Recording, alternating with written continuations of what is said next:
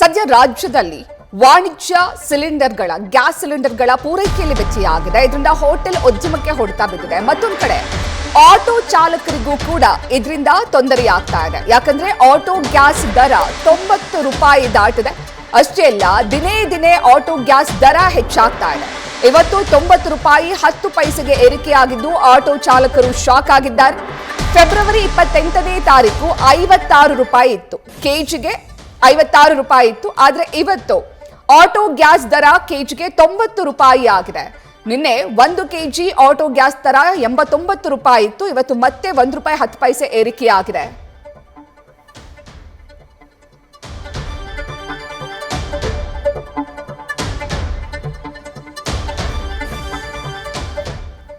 ರಾಜ್ಯದಲ್ಲಿ ವಾಣಿಜ್ಯ gas cylinder ಪೂರೈಕೆಯಲ್ಲಿ ವ್ಯತ್ಯಯ ಆಗಿರುವುದಂತೂ ಹೌದು.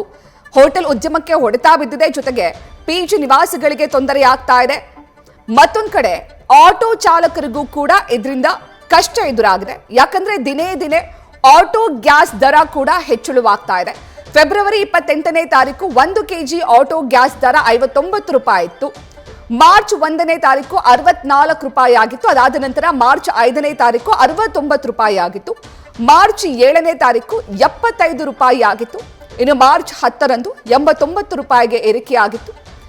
ಇವತ್ತು 90 ರೂಪಾಯಿ 10 ಪೈಸೆಗೆ ಏರಿಕೆಯಾಗಿದೆ. ಮತ್ತೊಂದು ಕಡೆ ಎಷ್ಟೋ ಆಟೋ ಗ್ಯಾಸ್ ಏಜೆನ್ಸಿಗಳು ಬಂದ್ ಆಗಿದೆ. ಸರಿಯಾಗಿ ಗ್ಯಾಸ್ ಪೂರೈಕೆ ಆಗ್ತಾ ಇಲ್ಲ ಅನ್ನುವಂತಹ ಕಾರಣಕ್ಕೆ ಒಂದು ಕಡೆ ಏಜೆನ್ಸಿಗಳು ಬಂದ್ ಆಗಿದ್ರೆ, ಮತ್ತೊಂದು ಕಡೆ ಆಟೋ ಗ್ಯಾಸ್ ದರ ಹೆಚ್ಚಳವಾಗ್ತಾ ಇದೆ. ಇದರಿಂದ ಆಟೋ ಚಾಲಕರು ಕೂಡ ಪರದಾಡುವಂತಾಗಿದೆ.